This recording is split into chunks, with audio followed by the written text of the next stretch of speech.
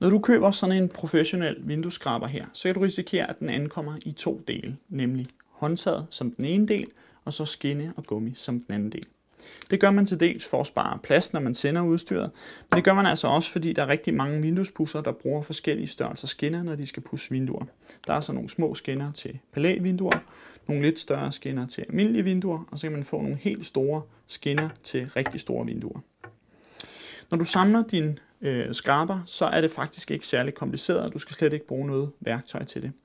Det eneste du skal gøre, det er at starte med at sørge for, at gummiet sidder i midten, at der er gummi ude på begge sider, så du ikke ridser dit vindue, når du pudser det. Og så tager du ellers fat i dit håndtag, og der sidder sådan en trykknap her, som du trykker ned. Og så kan du tage og slide skinnen ind til midten, og slippe håndtaget her. Og så har du simpelthen samlet din vinduesskraber.